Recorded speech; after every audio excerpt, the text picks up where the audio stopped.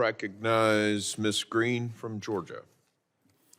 Thank you, Mr. Chairman. We have one job in the federal government, and that is to protect the United States of America, our national security, and all Americans, their life, their liberty, and their pursuit of happiness. And since the Biden administration has taken over, there has been a direct result in the number of deaths in this country from fentanyl. I want you to know that in 2020, there were 4.8 thousand pounds of fentanyl seized by CBP. But in 2021, fiscal year 2021, it increased to 11.2 thousand pounds of fentanyl was seized by the CBP. That is a direct result of Biden administration failure policies.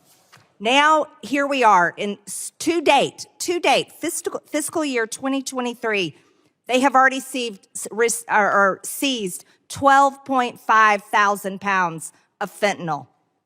The Biden administration is failing this country by not protecting our border and securing our border and stopping Chinese fentanyl from being brought into our country illegally by the cartels, and people are dying every single day because of it. Fentanyl deaths have doubled between 2 years, from April 2019 to April 2021. Those are the statistics we have. Fentanyl deaths doubled from 32,754 to 64,178. This is a complete failure. I want you to know it's affecting every single state in the country. In Georgia, fentanyl deaths have gone up by 230%. In rural Northwest Georgia, my district, the 14th district, we are up 350%. Fentanyl does not discriminate on your skin color, your gender, your politics. Fentanyl kills everyone. It kills police officers, first responders, and tragically, fentanyl is now the #1 cause of death of young Americans ages 18 to 45. And this is unforgivable. The Biden administration is responsible for this, and they have blood on their hands because they refuse to secure our border.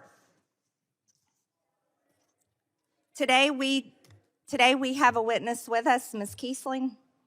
I just want to tell you I am so sorry from one mother to another for the death of your 2 sons that died from fentanyl poisoning. That should never have happened.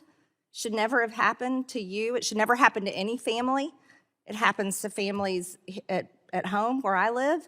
It happens to pretty much everyone we know. And I want to ask you, first I want to thank you for being brave to come here and share your grief with our committee. But Ms. Kiesling, would your sons be alive today if our government would secure our southern border?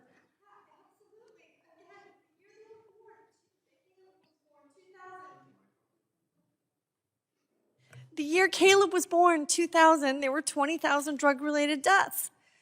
And the year they died, it was 5 times as many. And I appreciate you using the term fentanyl poisoning, because that's what it was. It wasn't an overdose. They had no idea that they were doing anything that could kill them. And it's because fentanyl got into this country. I heard this man over here from the Cato Institute, talk about, well, it's because of demand. What I'm hearing him say is they asked for it. What the hell? Seriously? Are you kidding me?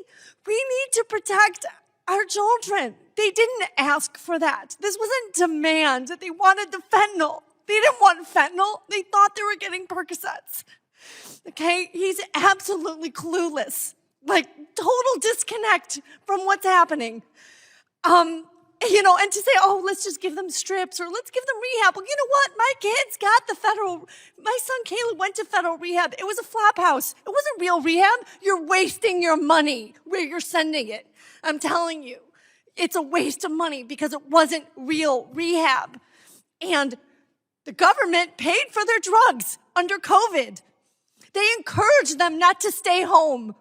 All these young people in our support groups, we all talk about it, how they paid for their drugs with the federal funds under COVID that gave them incentive not to work, healthy young people.